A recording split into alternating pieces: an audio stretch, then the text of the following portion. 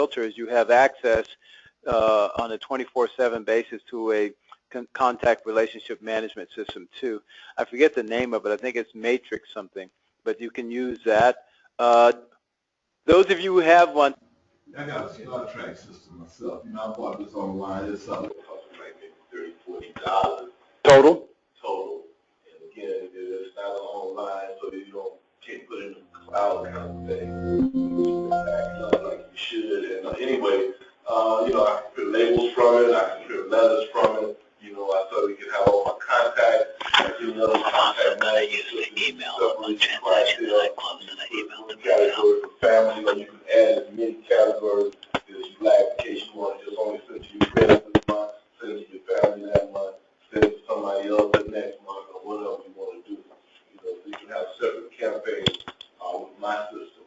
Okay, what is that called again? It's called Star Track Address. Star Trek, not Star Trek. Not like Dr. Spock, right? Star Trek. Okay. And it sounds like it's affordable. It costs you less than $40? Okay, inexpensive. Right, okay. All right. Yes, William, what do you use? I actually use the SRAR system to keep track of my. Tell us what that is and where do you get it? Well, on the Southland Regional Association of Realtors website, which is SRAR.com, you have the ability to use their contact list, and your contact list allows you to also sort everybody into groups and send out letters and or listings and put them in live feeds, MLS feeds to get the listings that they need, which is something that they can go in and change. I also use Excel to keep just a database of past direct past clients as well. Okay, very good. Anyone else that use one? Keith, what do you use? I use my phone with Google, and gosh, my contacts are spread out. I got to do something with how Paul you mentioned, which is merging all the contacts into one central. Thank you, Bonnie. How many of you have access to Google? Can I see your hands? Okay. Does Google have a system that you can use? Anybody know? It's not CRM, but it's good with contacts, but it's not a CRM. I don't use CRM. Okay. Well, in Sharper Agent, you can group people by whatever category you want to group them by. I have folks grouped in different categories. For example, my high school reunion. Folks that I went to high school with, many of them are in a position now where they want to sell their properties, or they want to help one of their children buy a property, or there's a divorce, or there's a death. And so I'm able to communicate with them through that system. I also have other groups. For example, Cal State Northridge. Cal State Northridge is where I graduated from. And so I do home buyer workshops for them on an annualized basis, and I have for about the last 4 years. I teach their faculty and their staff how to purchase a home, and so I use that as a group. I have a past client group, and so the past clients are folks that I've closed transactions with over my career, those who are still around or who I still have a contact information for. Many of my past clients have moved out of the area. Some of them have already passed on; they're deceased, and so I have all that information into my system. Sharper Agent gives me the ability to create flyers, to create mail campaigns. I can sort it just like you would in a what is that process? It's called, oh gosh. Yeah, I'm able to sort it and do where you can sort the address and put it in the label form. I forget what it's called, but I have the ability. Mail merge, there you go. I have the ability to do mail merge and mail merge folks my information. And so I'm able to, for example, go online to the California Association of Realtors website, and I go to market data, and I click on market data. I click market snapshot. And under Market Snapshot, they have an article that they write for all the realtors once a month. And those articles can be topical. It could be, what's going on with the forecast for housing this year.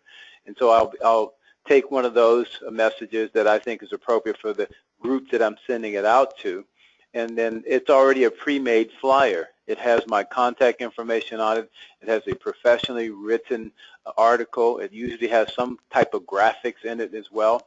And I can just take that, paste it on, and send it out in a mail merge version. I also use, in that Sharper Agent program, I've been able to create a newsletter, and I call it Mel's Corner.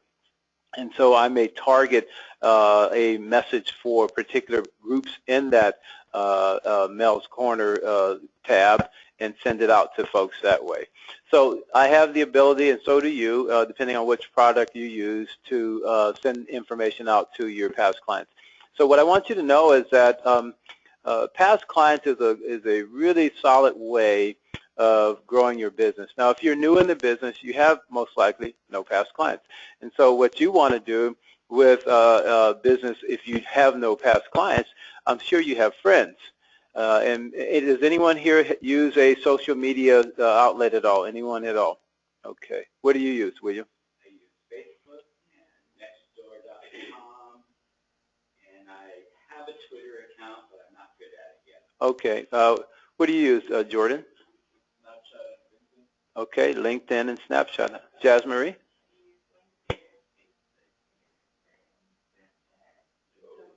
Okay. All right. Anyone else want to share what they use? Dion, what do you use? You don't? Okay, so we're going to have to get you in the mode of doing something so you can reach out to your past clients and your friends. All of you, I assume, a copy for everyone. All of us, I assume you have friends, right? More than one? You have more than one friend, right? Do any of you stay in touch with people that you went to school with at any level of school? Okay. You were in the military. I'm sure you have a handful of people who maybe live in California who were in the service when you were in the Navy, right? Okay. So what I would encourage you to do is find things that connects you with other people. And that's what I try to do. I constantly try to connect with other people. And so what I want to talk about today is how you can build your business based on that. All right, so let me see if I can go to something here. Just a moment. Let's do that real quick. Oh. Uh-oh. Let's see. Oh, that wasn't the right button. Okay.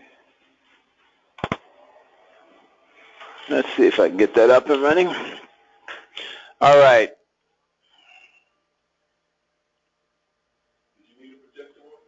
I do. I turned it off by mistake. I do, but I turned it off. I did. It was my bad. So I take responsibility for that. All right. Thank you, Rodney. Okay. What is that? What's the title of that document, Rodney? Circle of Influence. So we're going to talk about how you can build your business. Thank you, William. Oh, really? Okay. So Circle of Influence. So what I want you to do is take a look. Rodney, I have an iPad that was built on a Circle of Influence, okay? Let's see here.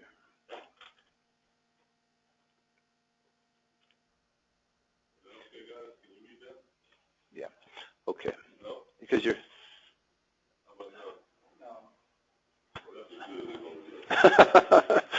Okay, Rodney. All right, the top one says referrals from a client, recommendation from friends, referrals from business associate, relocation referrals. That's what this says, okay? So what I want you to do now is just focus on this one.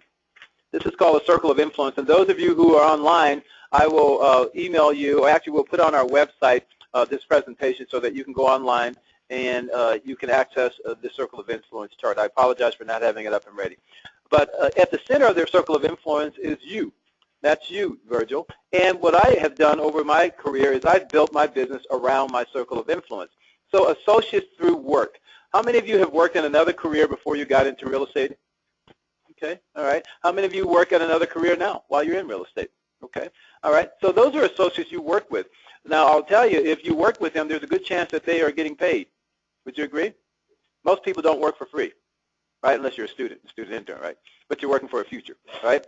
So people you work with, oftentimes they may or may not be in a position to buy or sell. However, they, I'm sure, knows someone that's in a position to buy or sell. And so if you let them know that you are in real estate, that you have a real estate license, and that you are able to help people buy, sell, lease, or become a landlord in real estate, then that's the first step.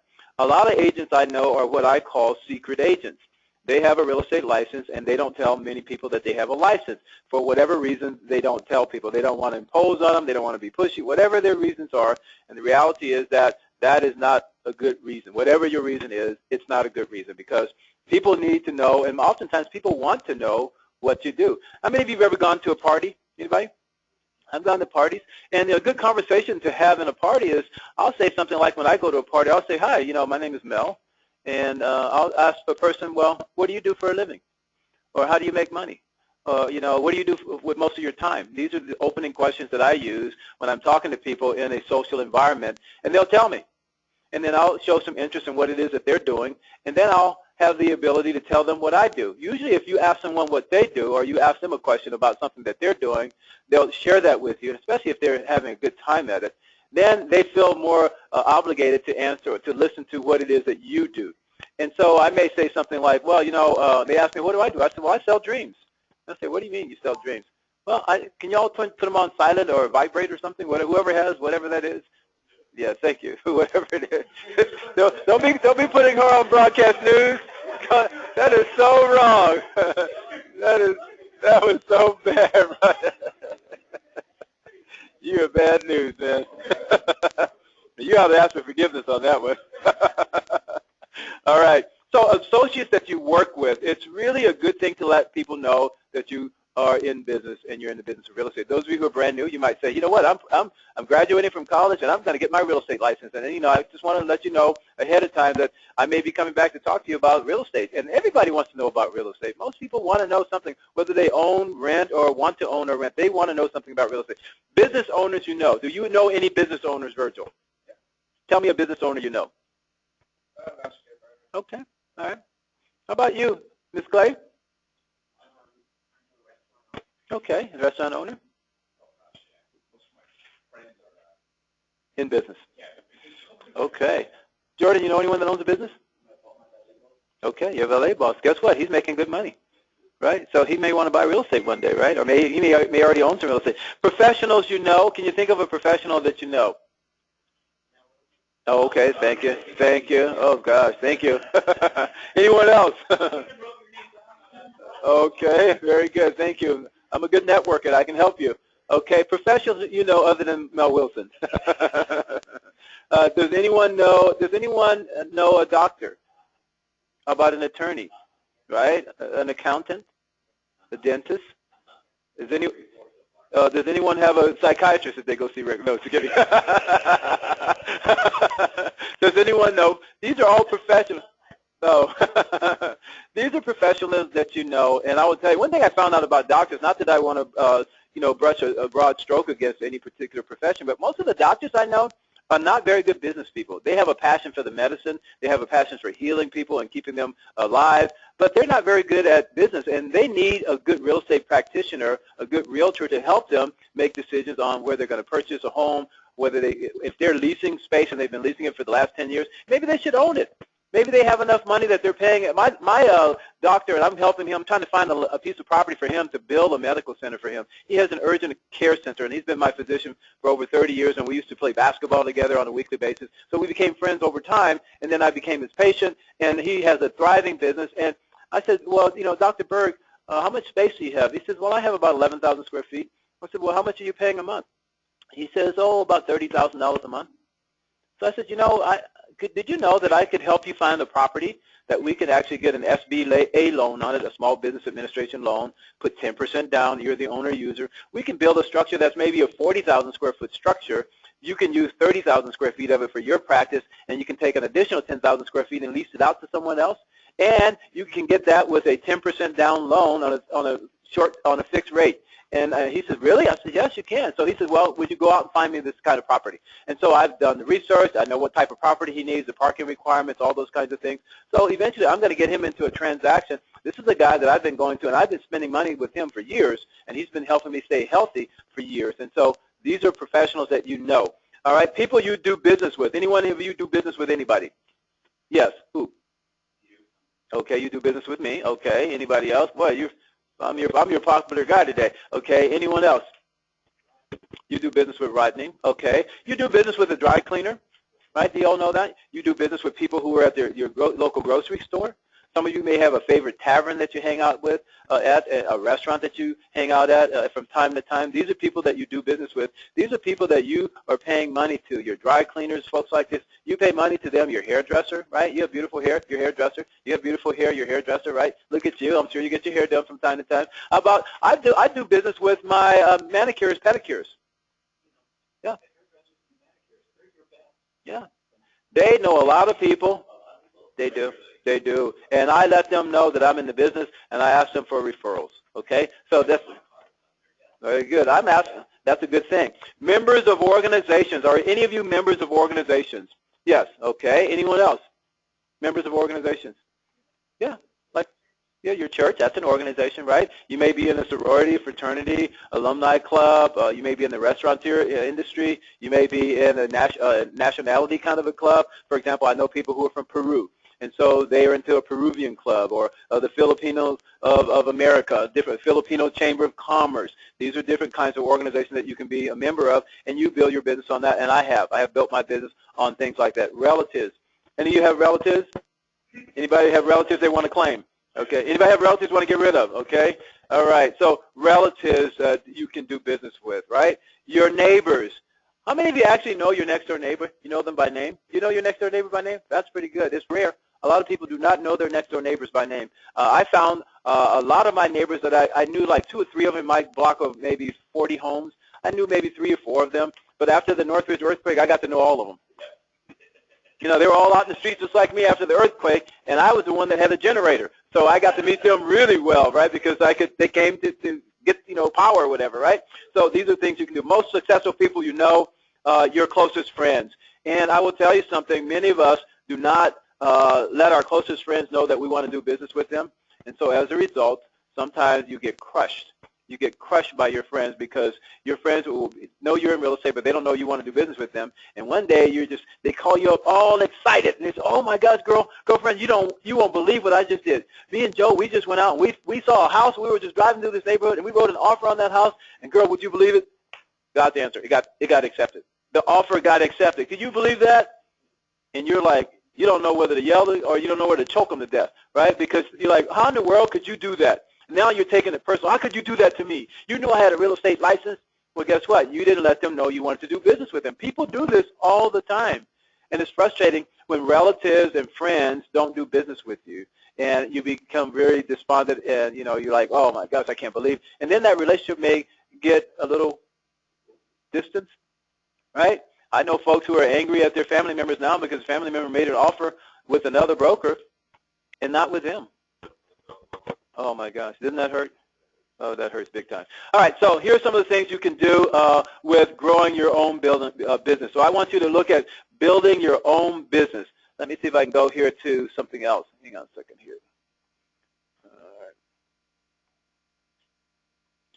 Anybody learning anything yet? What did you learn? Yeah. You need to talk to your friends. And here's what I found out. I found out that when I talk to my friends I already have a relationship with them. I don't have to build trust with my friends. I already have a relationship with my friends. And so let me just kind of walk you through some transactions that I closed. And this transaction here, this is a property I sold last year. It's near downtown LA, and it sold for $350,000. It was a flip. Developer bought this property, fixed it up, and this person who bought the property through me, I met her. I chaired a commission for the mayor of Los Angeles, and she was one of the staff person to one of the general managers for the housing department in LA. And so one day she says, Mel, I was thanking her for helping me because I recruited her to help me because I knew that she was very good. She was an analyst. She was very good at what she did, and I knew her boss wasn't going to do anything, so I asked her to help me. And so she did, and after I asked her to help me, one day she says, Mel, I need your help. I have a problem. I said, what's that problem, Rebecca? She says, you know, I own a condo, and I want to own a house. What do I do? Can you help me? And here's a person who has a master's degree, right? And she works for the housing department of a major city, and she didn't know how to move from a condominium to a house that she owned. And so I said, well, here's the first thing we want to do. Let's get you pre-approved for financing. Well, the first thing I said is let's have an appointment. That's the first thing I did. So I said, why don't we have an appointment? I'll take you out to lunch. So I took her out to lunch, a nice eatery near downtown LA, and we ate, and as we sat around the table and talked, and I said, you know, well, tell me your situation. And she says, well, I bought a condo a few years ago with one of those low down payment programs.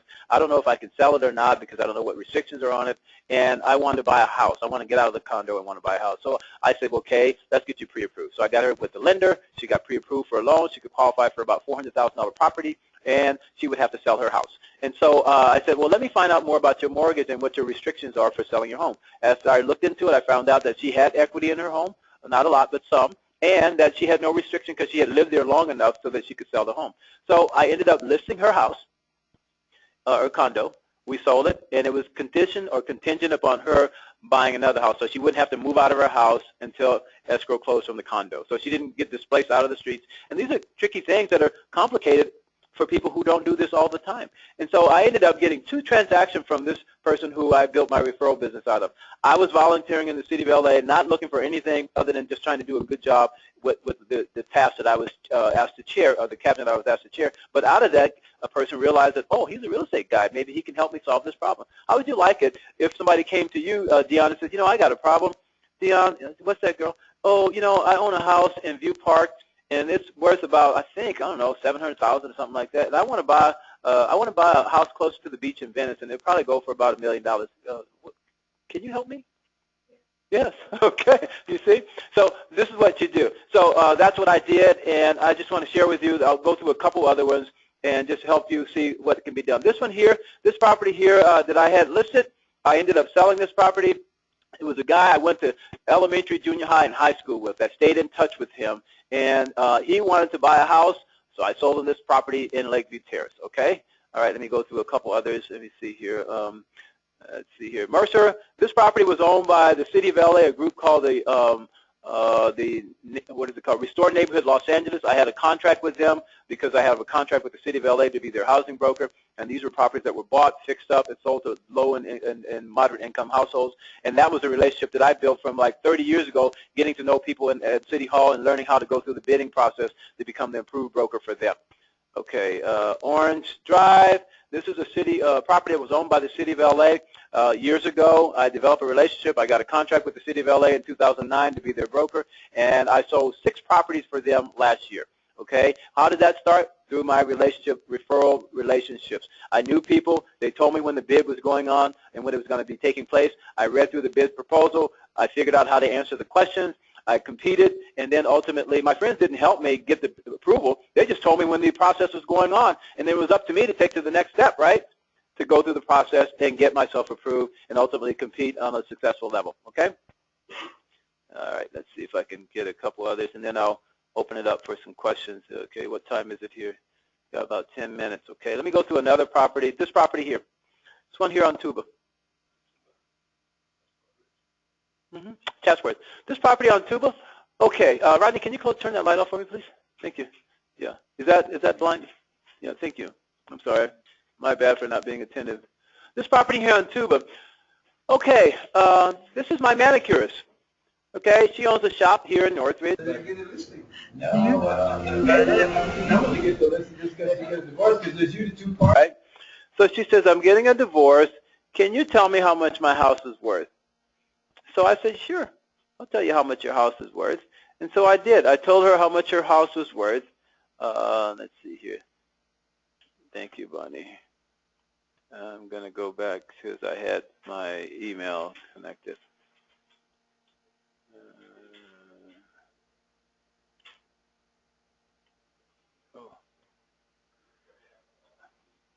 Okay, we're all good? All right, so let me just continue the story about this property. Um, she was getting a divorce, and I knew her husband too, but didn't know him as well as I knew her. And I said, you know, that's really sad. You know, you guys, why don't you guys get counseling? You know, it's already beyond that. So she says, I want to sell my house. And so I said, okay, let me go over and take a look. So I went over and took a look at the house, and I told her some of the things that she needed to do to get the house in good condition in order for her to get the best value out of the house. And so some painting, some clearing out clutter. I bought her some boxes so that she could get rid of things that she didn't want and put them in those boxes and store them, all right, while the property was going on the market. Long story short, I ended up listing that property, and we ultimately got a buyer for that property, and we successfully closed the transaction. Now, the husband was a little irritated through the whole process because he didn't want to get the divorce. She did. And she just said, we just grown apart. You know, he's over here, I'm over here, and we're just not on the same page anymore. So that's the story there, and that's what I did with this particular property here. Okay? No, she didn't. She did not buy another one with me. She ultimately started dating another guy who was a builder developer, and he built the house for them. Yeah. Okay? All right. Okay, let me move on if I can. Hopefully we'll get this back up and running soon. Not now. Okay, thank you, Bonnie. Okay. All right, so Independence here. This property here is a condo it was when I was president of the Pacoima Chamber of Commerce back 30 years ago. I met this lady. She was a secretary for a CEO who owned a big building in Pacoima. And so one day I was at a Chamber of Commerce luncheon many years after I had been president, and I saw her there, and I hadn't talked to her for 15 years or more. And so she said, can you help me? I said, what can I do for you? She says, my son needs a place. He has a good job, and he and his girlfriend need a place of their own, and I'm going to give him the money for the down payment. Can you help me find a place for him? He wants to be somewhere in the San Fernando Valley, preferably the West Valley. And so I found him a condo, and look at the price. I think the property sold for like $160,000 back then. This is in 2010, okay? So are you getting it? Are you all getting the point? It's friends, right? Relations, yes? Okay, thank you. All right, so somebody is listening. All right, this one here, this property here is on Amistoy. This property here was purchased by a young lady who she and her husband had just gotten married. They were renting an apartment. She worked for a regional vice president for Bank of America. I had a Bank of America branch that ran out of their operation out of our building here. At one time we had the whole ground floor, and I subleased part of the space out to Bank of America for a mortgage operation. And so this young lady here, her name is Sarah Gavia. Sarah was a secretary for the regional vice president of short sales for Bank of America. And so I met her one day, and we struck a conversation. Before you know it, she says, I want to buy a house. And she was very hands-on, very strong-willed person. And I ultimately found her a house in the area that she wanted to be in Granada Hills. And so that property, that was back in 2010. I sold her a property for $340,000. All right? So this is what I'm just sharing with you guys. This property here, one of the agents, another way to build your business is through other agents. How many of you know who have other agents who have a real estate license, but they're not practicing realtors right now because of whatever reason? Okay, guess what? Those are good people to talk to. Those are referrals, folks. And so this agent used to work as one of my showing agents. His mother lived in a big house in Granada Hills, and she wanted to buy a smaller house. So he referred me to her, and I helped her buy this house. And so she was able to downsize from a house that was like 4,600 square feet to a house I think that was like 12 or 1,300 square feet. And so, yeah, 1,119 square feet. So that was a agent who no longer practiced the real estate profession, but had a need for someone. So a lot of the folks who are no longer practicing realtors that have a license, they can be your friends, Dion, Cynthia, William, Virgil, Rodney, all of you have agent friends now, and those of you who are new, you may find people that you know that have a real estate license. Almost everybody has a family member that has a real estate license somewhere in California. And so a lot of those folks are not practicing. You can do business with them. Okay? All right, so let me see if I can go back to my email, and I'll show you some on the listing side. Okay? These are all on the buyer's side. Let's see, on the listing side. And let's see, I have about 2 minutes to go with you. This property here on Tufts, a friend of mine who is in real estate, who lives and works the real estate market in Lompoc in California, that's up near north of Santa Barbara County. I get a call from her one day. She says, hey, Mel, do you work the Burbank area? And I have somebody who wants to list their house. So I said, sure, and I'll pay you a referral fee. And so she gave me the name. Ultimately, we sold this property for $589,000. I gave her a referral check of $3,500, which is probably more than she would have gotten on a regular sale in her market. But the Burbank area was a much higher market, and ultimately I was able to represent her. It was a complicated transaction, but we got it done. Okay? So I'm just sharing with you guys that there is an opportunity for you to do business with folks out there. And if you just work your network, work your network with your past clients, you will be able to get business and help folks with their real estate needs. Okay, it's 11 o'clock. I'm out of time, and so I won't go into all these other transactions here with you. But I just want to leave it open now for questions. Let's go around the room. Is there any questions? We'll start with Rodney. Okay, very good. Jordan? Okay, Virgil? No. All right, well, pardon? Okay. Anybody have any comments other than questions? I'll just go around there. Anybody at all, just free for all, and then we'll close it down. And then I have a meeting that I want to set with Jordan and Jazz Marie and Dion right afterwards. Yes, Dion. What is your tactic or technique or advice about getting steady referrals, like the city of Los Angeles, the ones that have more than just one time? Sure. You know, like a company accounts. Well, what you have to do is, her question is, for those of you who are online, what is your strategy, your tactics for getting yourself in position to get a consistent referral network or referral base where you're having a referral of business? Last year, I had 6 transactions that I did with the city of Los Angeles. The year before, I think I had like 7 transactions I did with Restore Neighborhood LA. But what I do is I first try to develop a relationship with someone. Or if I haven't developed one, I look at people that I already have a relationship with, and I try to find out, is there anything that they have influence over, or that they have knowledge of, that would require having a real estate practitioner help them, or help their organization, or help their company. And so with the city of Los Angeles, they own properties, and from time to time they have to dispose of those properties. So in their process, when you're dealing with government agencies, it's almost always a competitive bid process. And so they have what is called an RFP, request for proposal. And so they put that out in the open arena, and the whole world knows about it. And then they have specific deadlines, timelines, and specific questions that need to be answered, and compliance things you need to comply with that will put you in position to actually compete for that business. And so that's what I did with Los Angeles. I got a contract with them in 2009. I actually have been working on that starting about 2006. So it took a long time to get me through that process. And even after 2009, when I got the contract, I didn't get any transactions for 2 years later. I had to pay for all these extra insurances and be in compliance with all their rules, but I still didn't get any business. So it requires patience, too. And now what I'm doing is I'm going after business with the Department of Water and Power, because I know friends who are in the Department of Water and Power. They're a large agency that owns multiple properties up and down the state of California, so I'm going after them.